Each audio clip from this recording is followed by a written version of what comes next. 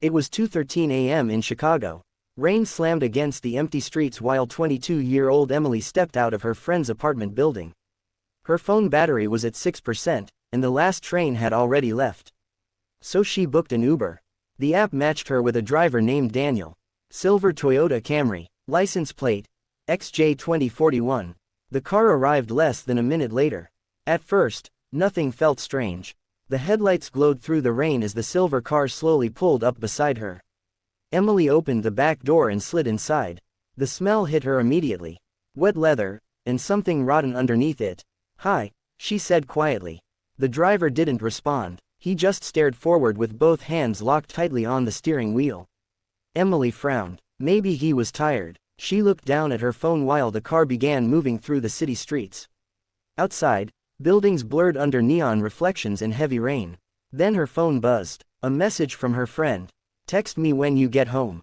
Emily smiled slightly and typed, "On my way." But when she looked up again, she realized something strange. The Uber was heading away from her apartment. Not toward it. Emily checked the app. The route line twisted through unfamiliar roads near the industrial district by the river. Her stomach tightened. I think you missed the turn," she said. Still no answer. The driver remained perfectly still. No blinking, no movement, just silent driving. Emily's nervousness slowly became fear. She checked the driver profile again. Daniel, 4.9 stars, 45 trips. But the profile picture looked wrong. The man in the photo had blue eyes. The driver in front of her had completely black eyes in the rearview mirror. Emily froze. The car suddenly lost signal. Her Uber app glitched. The map disappeared. No service. Outside, the city lights faded behind them.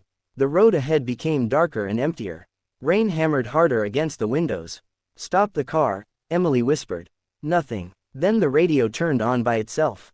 Static crackled loudly, and through the static, a voice whispered, "She shouldn't be here." Emily's breathing became shaky. She grabbed the door handle. Locked. Both doors were locked. "Stop the car," she screamed. The driver slowly tilted his head. Too slowly, like his neck bones were bending wrong. Then, for the first time, he spoke. His voice sounded dry and broken. "Almost there." The car turned onto a narrow road surrounded by dead trees. No houses, no lights, only darkness. Emily's heart pounded violently as she searched for anything to defend herself with. Her phone battery dropped to 1%. Then suddenly, the headlights illuminated something ahead. A crashed silver Toyota Camry. Destroyed against a tree. Police tape fluttered in the rain. Emily stared in horror. The license plate matched exactly. XJ2041. Her blood turned cold. The car she was sitting in was the same car. The same one already wrecked in front of her. Emily looked back toward the driver.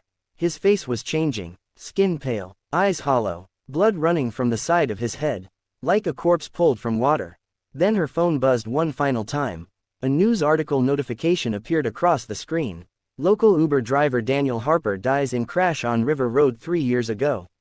Emily began screaming uncontrollably. The driver slowly smiled. Not normal. Too wide. Too unnatural. Then all the lights inside the car shut off. Complete darkness. Only the sound of rain remained.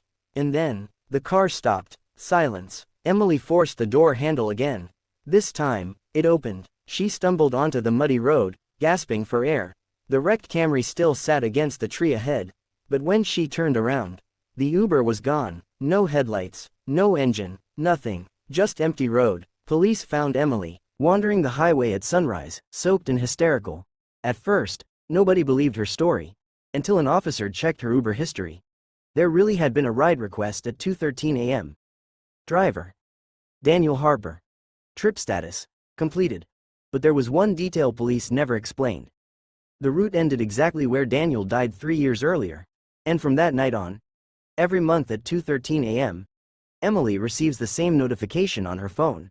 Daniel is arriving now.